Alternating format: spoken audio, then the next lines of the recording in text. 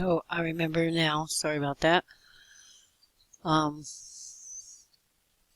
they wanted to know about our day, like I said, with Parker and what our typical day was with him. And then they come out and tell us that they believe that what he's doing is for attention.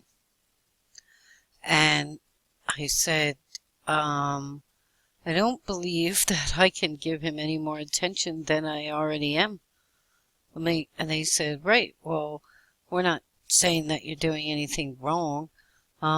We just think that what he's doing is for attention, and we're trying to figure this out, and that he just wants more of your attention. And I just looked at them like, like what? I mean, it's like, it got to a very bad situation in that room, to the point, they had me crying, and I'm like usually a very strong woman, but they all ganged up on me and they made me cry. These are the people who called DYFS on me. I really thought it was just a social worker. I called her up one day after that, and she did not tell me that she wasn't the only one who called, and she apologized to me and said she felt really bad, that she had felt really bad and for calling, and that she had thought that, I told her that I felt that she had betrayed me, because everything that I think that you talk to the social workers and the people in school about, should be confidential information. And then, of course, if they believe that there's something going on outside of, that maybe is bad for your, can't even say what I'm thinking here.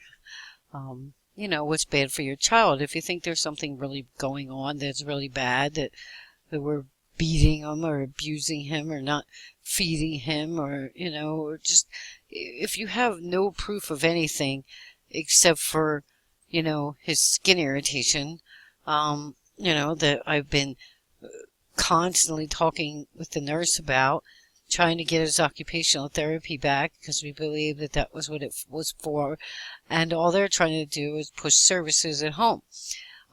The social worker had asked me on the phone, before DYFS came to the door. That's the interesting part. The social worker called me a few days before they came. I'm remembering this, and she had talked about services to me before, and I said, yeah, we filled out forms a couple years ago asking for, it was either last year or two years ago, but it was like 2 semesters ago or something. And she said, it was like she didn't believe me or something, and she called me up and she said, oh, while she's talking to me, oh, I see that you did fill out the paperwork here, that it's on Alicia's desk. And I said, right, I did. We filled out the paperwork. I told you that, and we were denied. And then 2 days later, that's when DYFS showed up. So they wanted us to get the services in home. And I was like, well, it's like, why now? After all these years, he's 16. There's nothing, nothing going on. We're working through his behavior. We're doing good. We didn't need, we really didn't think we needed services. I just don't believe that what my son does, like with the emergency services, you need to call them if there's something like really bad going on, if your child's like in crisis, and my child's never in crisis. Yeah, he does kick our butt sometimes, but it's not like that kind. We laugh, we say he kicks our butts, we laugh about it. Sometimes he scratches us or pinches us, or it's never really that bad. And sometimes, like, there was times where if we're just sitting here talking about our business, or my husband's on a business call, he'll smack the counter, he'll bang a cabinet door. He was in our bedroom watching YouTube, and he would just kick the wall or elbow the wall, and we have like really bad, it's like a kind of modular home. It's like the the walls are very thin. So he busted up the walls. So it looks really bad when somebody comes in here. It looks like, like he's really beating everything, but it really wasn't that bad. So we explained to them, what happened and what's going on. And so when mobile response came in, we explained all that to him, and I told the lady that I didn't really ever believe that anything that my child did was considered a crisis or to call anybody for an emergency situation. I mean, like my friend, her son used to go to stores and he would take eggs and just smash them, and he would take cheese and stick it down his pants, and he would lay in the middle of the doorways and not let anybody in or out of the store. He would leave buying like $80 worth of candy. The police were always called on them by their neighbors, by the people at the store. I mean, it was just like, that's something that I would definitely want to call emergency services for. But for what my child's doing, I didn't believe it was worthy of emergency services. So I told her that, and she, she's like, yeah, at the time. Well, it's like ever to me. I don't believe. And so then at this meeting, we were treated really bad. And we walked out of there feeling like the worst parents in the world. And I know that I'm not. And they were not going to give me,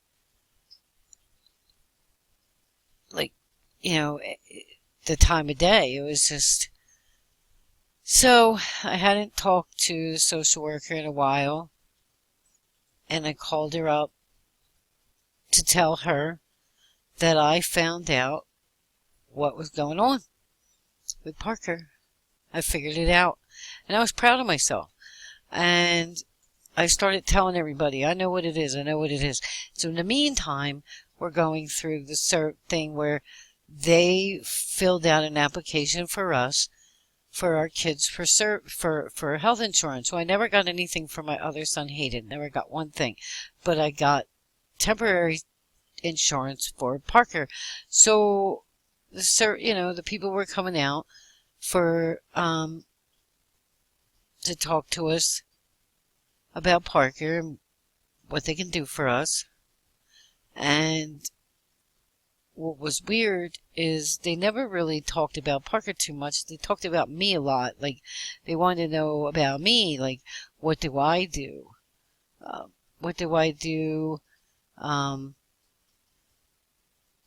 Like they said, who is Dawn Meyers and what does Dawn Meyers do, and how does Dawn Meyers cope with, being a mother of an autistic child? And I just look at it as you can tell just by listening to me babble here, I don't mind being the mother of an autistic child, and I don't complain.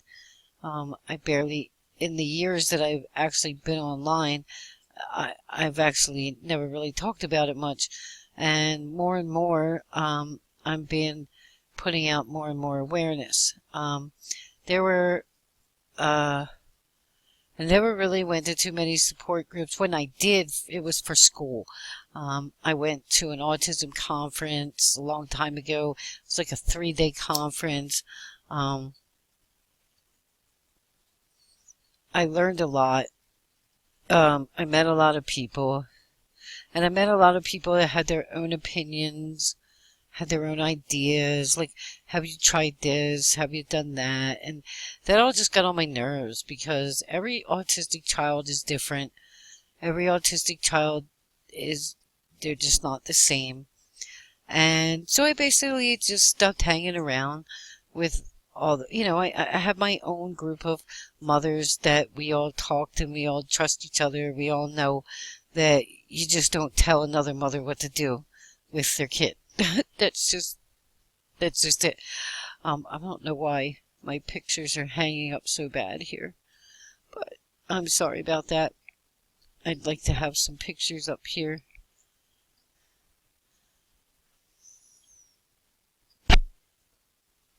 So you just...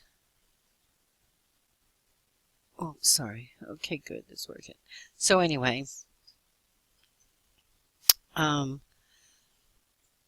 there were a couple things too that with the nurse at school, I'd always talk to her. We'd always be brainstorming, trying to figure out what's going on and trying to figure out why Parker's doing what he does. And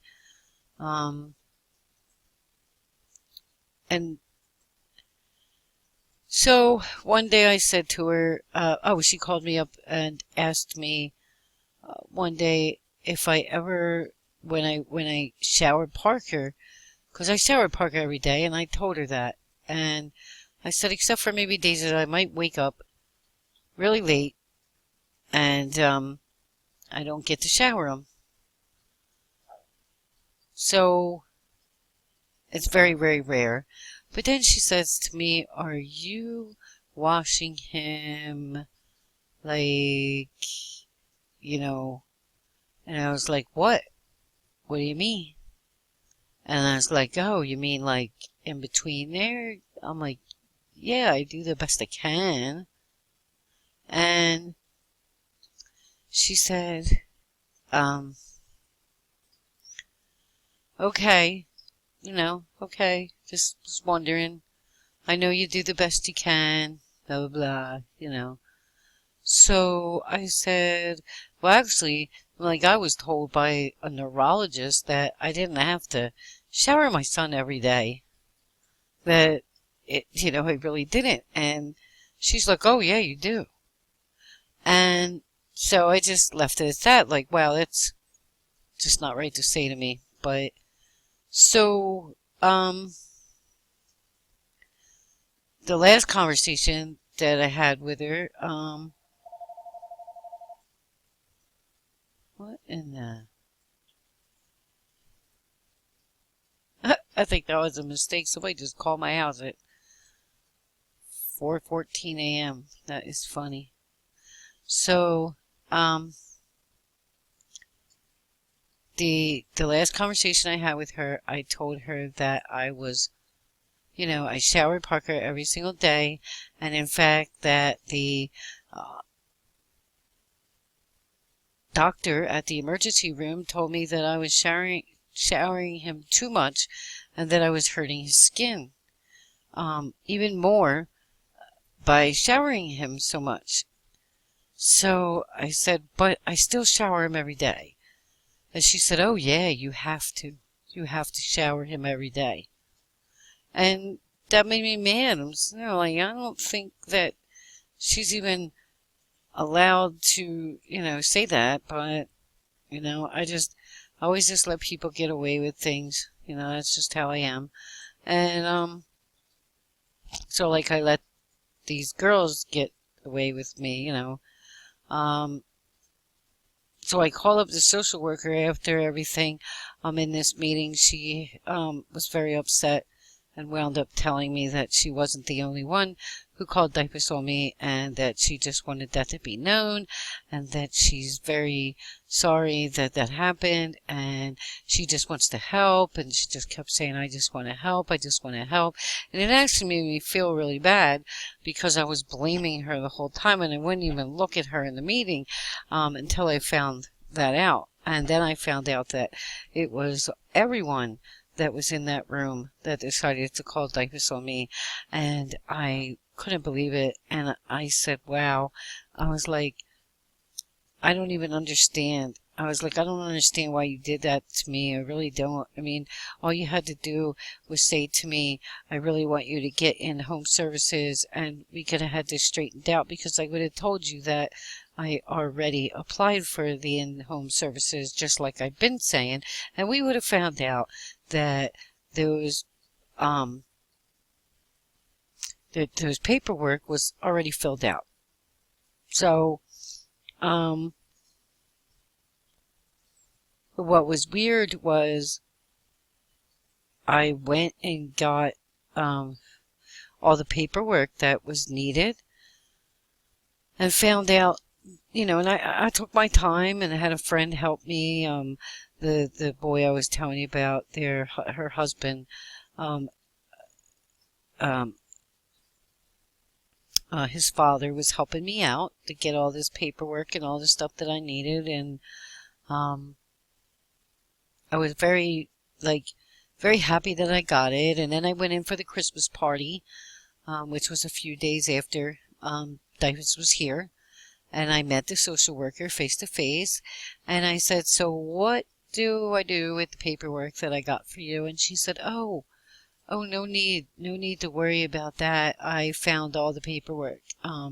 Everything was on Alicia's desk, and it was all sent to Perform Care, and everything's, as it should be, and everything's fine." And I was like, "Oh, wow, really?"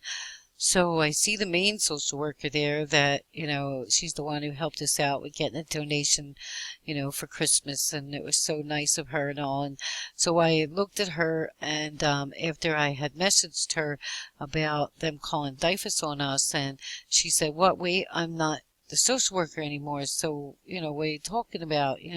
So I told her what had happened. So when I seen her, she looked at me and she said, "It wasn't about an abuse or neglect at all. It was just about getting the services. That's all it was about, was getting the services."